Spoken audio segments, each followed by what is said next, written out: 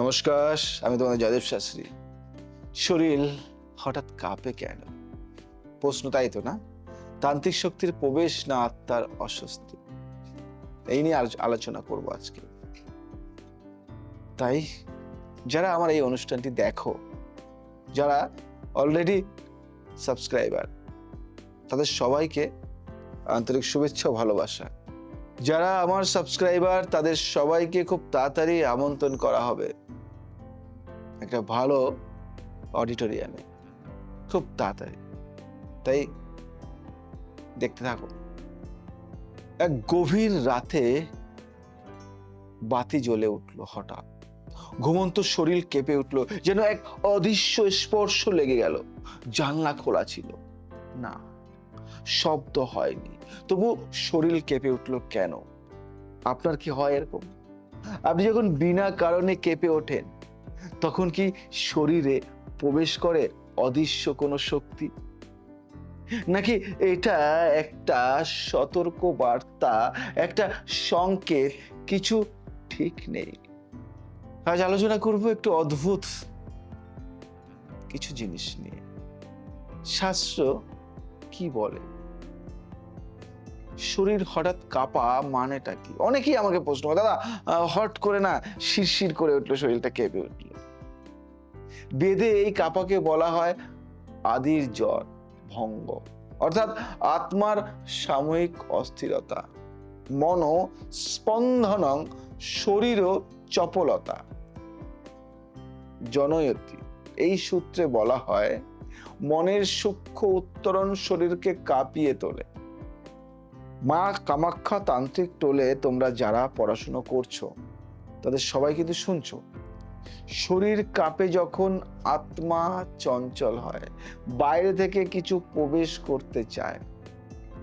কেন এই পড়ানোগুলি সবসময় মা কামাখ্যা তান্ত্রিক টোলে এগুলি হয়তো, তাই তো তোমাদেরকে বলি, অতীত কোনো কায়িক স্মৃতি হঠাৎ জেগে ওঠে। তন্ত্রে এই কাপাকে ডাকা হয় বহির্বাহক প্রবাহ। বহির্বাহক প্রবাহ, ভালো করে শুনবে। তান্ত্রিক ব্যাখ্যা শক্তি প্রবেশের 3 স্তর নিয়ে আমি আজকে আলোচনা করব। তন্ত্র মতে যখন কেউ তন্ত্র মার্গ অনুসরণ করে, আপনাকে লক্ষ্য করে, তখন তার উৎপন্ন শক্তি 3টি স্তরে কাজ করে। স্পন্দন স্তর, ভালো করে, স্পন্দন স্তর প্রথমে আপনার চুলের গোড়ায় হালকা ঠান্ডা স্রোত অনুভূত হয়, তারপর এক মুহূর্তে হঠাৎ কাঁপুনি চলে আসে। বুঝতে পারলে? এটি হলো শরীরের প্রতিরোধের প্রতিক্রিয়া। প্রবেশ স্তর, তান্ত্রিক শক্তি যখন সরাসরি স্বাধিষ্ঠান বা মূলাধার চক্র আক্রমণ করে, তখন শরীর তার উত্তরে বায়ু সঞ্চালনে বাধা সৃষ্টি করে। এর ফলে শরীর কাঁপে, শিরোদ্বারা ঝাঁকুনি খায়। আত্মসমর্পণ স্তর সবচেয়ে বিপজ্জনক। যদি শরীর বারবার কাঁপে, চোখে জল আসে বা ঘুম ভেঙে যায়, তাহলে তান্ত্রিক শক্তি শুধু প্রবেশ করে না, বরং আত্মার ছায়া স্থানচ্যুত করে। বুঝতে পারলে? আমি কিন্তু গভীর ব্যাখ্যা দিচ্ছি। যারা বুঝবে তারা বুঝবে, যারা বুঝবে না তারা বুঝবে। আত্মার অস্বস্তি পূর্বপুরুষ বা পূর্বজন্মের স্মৃতি। শোনো, আত্মার অস্বস্তি পূর্বপুরুষ বা পূর্বজন্মের স্মৃতি। অনেক সময় আপনি কাঁপেন কিন্তু কোনো তান্ত্রিক শক্তি নেই, তখন কি? তখন সেই কাঁপা হতে পারে, সেই কাঁপা হতে পারে আপনার ভেতরের থাকা অপ্রাপ্ত আত্মার অভিমান। আপনার ভেতরে থাকা অপ্রাপ্ত আত্মার অভিমান কিংবা পূর্বজন্মের অপূর্ণ কার্মিক স্মৃতি, যা হঠাৎ ঘুম বা স্থির অবস্থায় জেগে ওঠে। যেমন যেমন একটা কথা বলি তোমাকে, হঠাৎ ঘুমের মধ্যে কাঁপা, হঠাৎ ঘুমের মধ্যে কাঁপা, কারো নাম শুনেই শির দ্বারা দিয়ে ঠান্ডা কাঁপুনি, কারো নাম শুনেই শির দ্বারা দিয়ে ঠান্ডা কাঁপুনি, কোনো নির্দিষ্ট ঘর বা দরজার সামনে দাঁড়ালে গা ছমছম করা, এইসবই ইঙ্গিত দেয় আপনার ভেতরে কোনো অস্তিত্ব অস্বস্তিতে রয়েছে। বুঝতে পারলে? আধুনিক মনোবিজ্ঞান কি বলে এটাও বলি।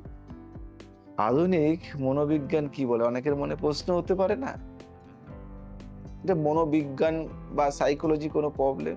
মনোবিজ্ঞান বলে sudden body jerk is the result of disorder neuro signalling. বুঝলে? তবে তারাও স্বীকার করে, এও স্বীকার করে যে এই কাঁপুনি অনেক সময় কোনো ভয়, অপরাধবোধ বা অদৃশ্য উপলব্ধির ফল। একে বলে, বলতো কি? একে বলে একটা জার্ক, হাইপানজোগিক জার্ক বা ঘুম ও জেগে থাকার সীমারেখার এক প্রবাহ ঘটে। তো যদি এই কাঁপা নিয়মিত হয়, নির্দিষ্ট স্থানে হয়, নির্দিষ্ট মানুষের আশেপাশে হয়, তবে একে তন্ত্র অবহেলা করে না। বাস্তব একটা কাহিনী বলবো, বাস্তব এক কাহিনী। এক যুবক ও তার রাতের অভিজ্ঞতা। এক ব্যাংক কর্মী, বয়স 32, কলকাতা শহরের এক দক্ষিণ প্রান্তে থাকেন। ভালো করে শুনবে তার অভিজ্ঞতা। রাতে, মাঝরাতে কাঁপতে কাঁপতে ঘুম ভাঙে, যেন কেউ গায়ে হাত দিয়েছে, অথচ কিছু নেই। কিছুদিন পর দেখি আমার ঘুম কমে যাচ্ছে, সিদ্ধান্ত নিতে পারি না, এবং আমার স্ত্রীর সঙ্গে কথা না বলেই দিন কেটে যায়। ভালো করে বুঝবে কথাটি কেন হচ্ছে, কি কারণে হচ্ছে। তার বাড়িতে এক পুরনো কাঠের দরজা ছিল যা তারা ভাঙেননি। পরীক্ষায় ধরা পড়ে সেটি তান্ত্রিক হোমে ব্যবহৃত একটি পুরনো প্রবেশ পথ ছিল, যার সঙ্গে এক অভিশপ্ত চেতনা জড়িত ছিল। ভালো করে বুঝবে, ভালো করে বুঝবে কিন্তু যে কথাগুলি আমি বলছি, কারণ জয়দেব শাস্ত্রী অনেক তন্ত্র অভিশপ্ত বাড়ির জায়গা ঠিক করেছে। আপনি যদি কাঁপেন তখন কি করবেন? এই কাঁপা যদি ঘন ঘন হয়, অনেক ভাবে না নার্ভের প্রবলেম হচ্ছে বা কিছু হচ্ছে, তাই না? কিন্তু ডক্টর দেখালেন, মেডিসিন দিল, আরো খারাপ হয়ে গেলেন। হঠাৎ কোনো নির্দিষ্ট মানুষ বা স্থানের সংস্পর্শে আসে, রাতে হয়, বা তন্দ্রা ভাঙিয়ে দেয়, এরকম হয় না? হয়তো। তাহলে আপনাকে আত্মরক্ষা করতে হবে, প্রতিকারটা বলে দিই। অনেকেই ভাবছেন প্রতিকার বলবে, স্যার এই জিনিসটা তো আমারও হয়।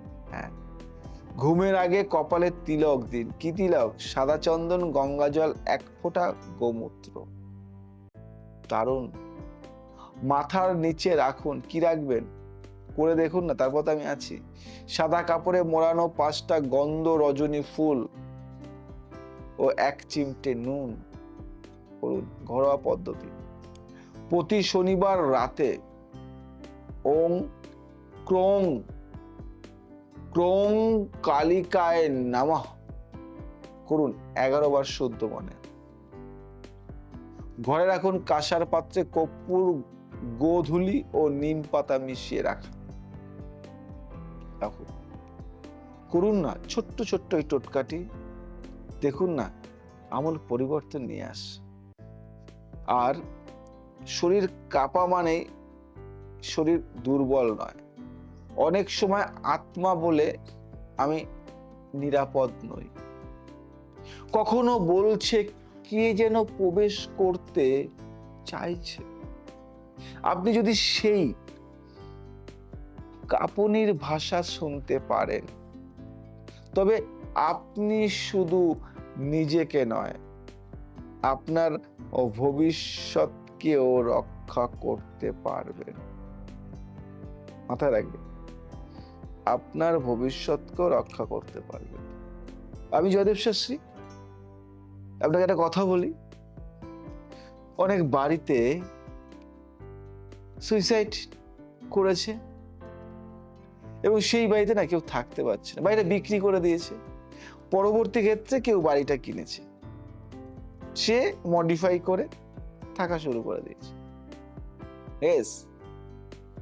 কিছুদিন পর তার বড় ছেলেটি মারা গেল, তার ব্যবসা বন্ধ হয়ে গেল, বাড়িটিও বিক্রি হয়ে গেল, পথের ভিখারি হয়ে গেল। আচ্ছা খাসা পরিবার ছিল, সব ছিল। আপনাদের মধ্যেও কি এমন ঘটনা ঘটেছে? বাড়ি কিনে ফেলেছেন, কি করবেন? আমি আছি তো।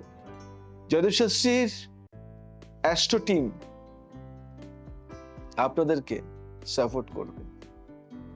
আমি বলি, তন্ত্র কি জিনিস যারা তান্ত্রিক তারাই জানে।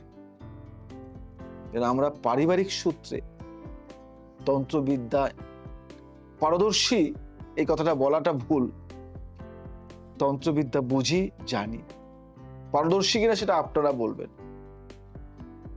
যেটুকু জানি, অনেকের জানার থেকে অনেকটাই জানি। তো তাই বলবো, যে কোনো অপশক্তি বা কোনো ধরনের ক্ষতি, কোনো ধরনের তান্ত্রিক ক্রিয়া আপনার উপর করা হয়েছে, আমি বলবো পৃথিবীর যত বড় শক্তি, যত বড় তান্ত্রিক দ্বারা আপনাকে ক্ষতি করা হোক না কেন, আমি শুধু ওয়েস্ট বেঙ্গল নয়, পৃথিবীর মধ্যে যদি কোনো তান্ত্রিক শক্তি থাকে যে আপনাকে ক্ষতি করেছে, জয়দেব শাস্ত্রীর কাছে ওয়ান টাইম, একবার আসবে। আমি সেই ক্ষতি যদি জায়গায় দাঁড়িয়ে, জায়গায় বসে কাটিয়ে দিতে না পারি, ছেড়ে দেব তন্ত্রবিদ্যা, জ্যোতিষশাস্ত্র ছেড়ে দেব। জ্যোতিষশাস্ত্রে যে পেশায় যুক্ত ছেড়ে দেবো। আমি কথা দিলাম। অনেকে আছে বহুদিন ধরে তন্ত্র শক্তি বা ক্ষতিতে আক্রান্ত হয়েছে, বহু চিকিৎসা করেও সেই সুফলটা পায়নি। আমি বললাম 7 ডেজের মধ্যে আপনি সেই চিকিৎসায় সুফল পাবেন, কথা দিলাম আপনাদেরকে অন মিডিয়াতে। আমি তন্ত্র দ্বারা কাউকে ক্ষতি করি না, আমি তন্ত্র দ্বারা কাউকে মারি না, আমি তন্ত্র দ্বারা মারণ ক্রিয়া করি না। কিন্তু যদি আপনার উপর মারণ ক্রিয়া কেউ করে থাকে, সেই মারণ ক্রিয়া কাটানোর শক্তি আমার আছে। জয়দেব শাস্ত্রী খারাপ ভালো দুটোই শিখেছে, দুটোই জানে।